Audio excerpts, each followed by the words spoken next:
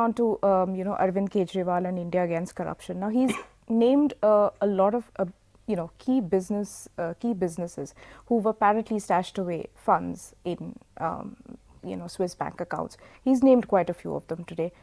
How do you look at the fact that some of the names were already sort of guessed. We could have guessed them. How do you look at his revelations today? I think you'll have to look at what evidence he has. Yeah. In one case, which is the Mukesh Ambani case, the income tax authorities had initially started some queries, and then largely because HSBC had made a mistake in stating that Mukesh had an account and Reliance had an account, and the bank issued a note to Mukesh Ambani saying that it had messed up, and our rival newspaper, the Economic Times, carried that story, and today again Reliance has clarified. So clearly, I'm not sure there's a case there. In Naresh Goyal's case, we all know that he's a non-resident Indian, allowed under Indian law to have accounts of this nature wherever he has them. So you'll need to look at the quality of proof that they have. Even the other individuals concerned, he named the Burmans of the Dabur family. They're yet to release a statement of any sort. I'm sure they will at some point in time. You'll have to find out whether it's disclosed income. First of all, HSBC is not a Swiss bank, so I don't even want to use the term Swiss bank, and I hope I don't see it in our newspaper, because HSBC isn't a Swiss bank. The accounts might be held in Switzerland, but it doesn't make HSBC a Swiss bank. If anything, it's an Asian bank, right? But I think you need to understand that having an account overseas is not a crime.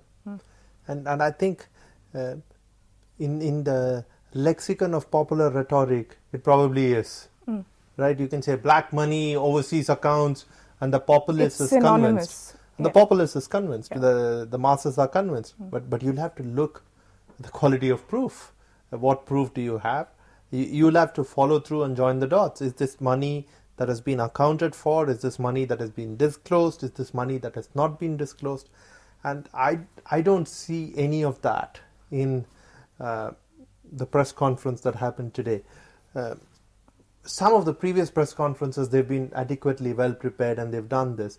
I just think in this case, probably they're beyond their depth, because this is high finance after all. You need to really understand how it works and join the dots before you can make allegations of the sort that they're making. And having an account, bottom line, overseas, it's not a crime. No, undisclosed income in an account overseas is definitely a crime. But so you have to be very sure at what you're looking at.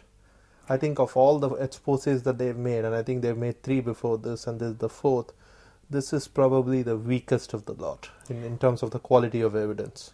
That was actually my question here. Looking at the run-up, to him announcing his party, the formal launch of his party, the whole thing seems to be sort of weakening. I don't know whether it's weakening, but what is the compulsion to have these conferences and announce that, and announce them beforehand and drum up some sort of anticipation among media, saying that we are going to have this big expose. I think everything can't be driven by these exposes, right? You have to. It's easy to make allegations. The number of documents floating around, and you know this because we work in a newsroom.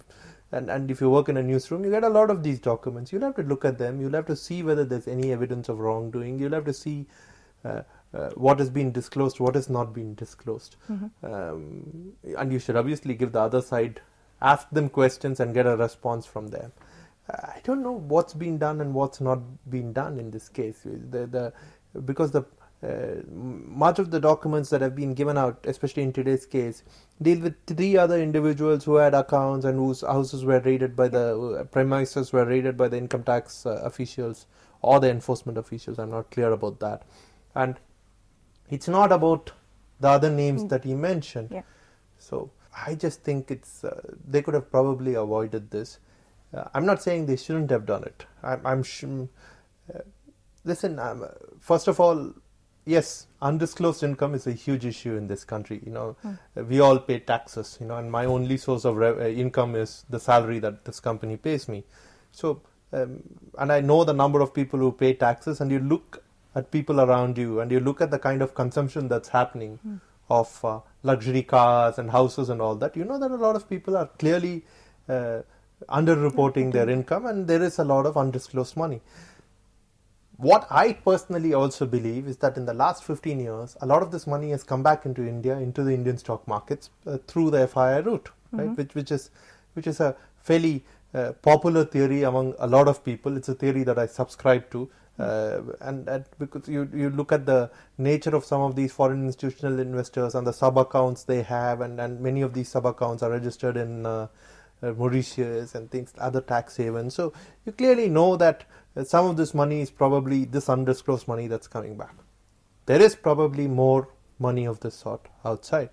No one knows how much. Everyone has a guess. Everyone picks a number from the air, and just uses it. So there is that money. So it's a serious issue, and it's an issue that needs to be addressed at some point in time. It's an issue that needs to be addressed with a certain level of investigative rigor and financial rigor.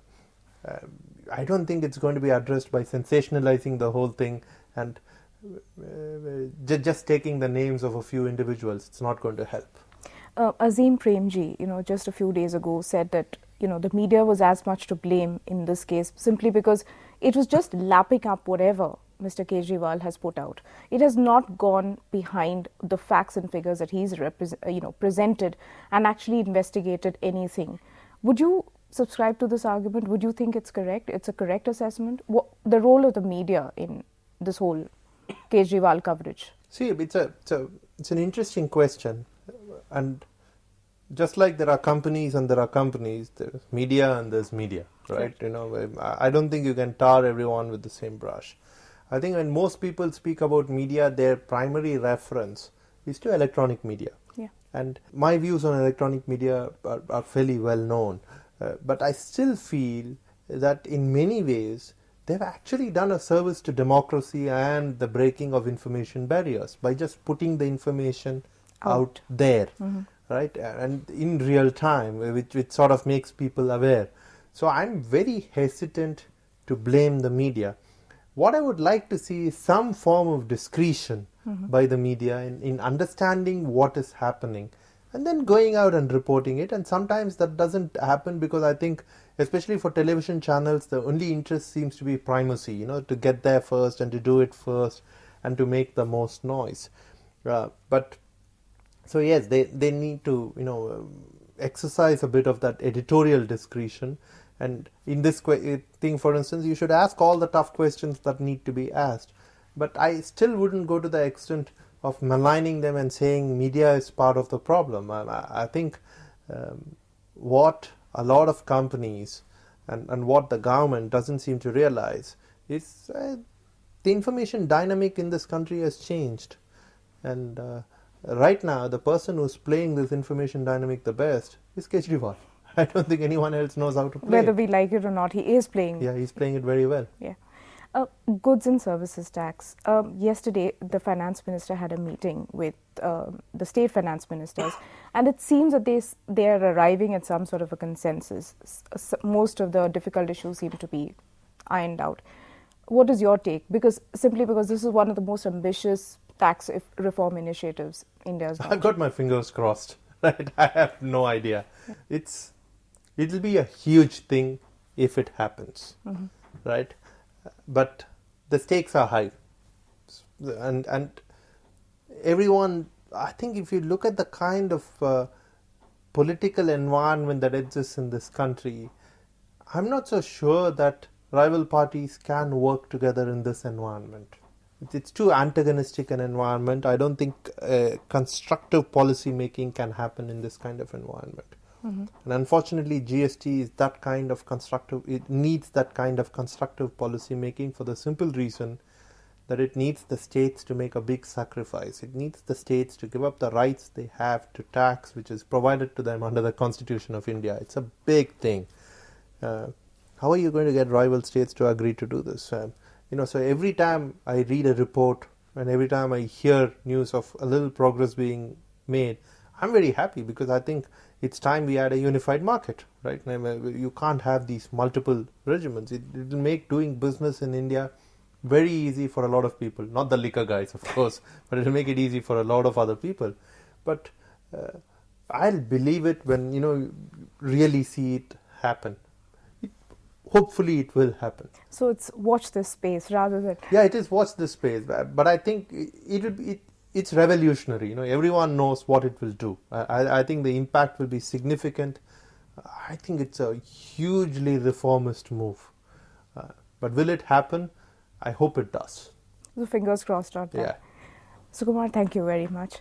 That's all we have in Earth Space this week. Thanks for watching. Please stay tuned for more.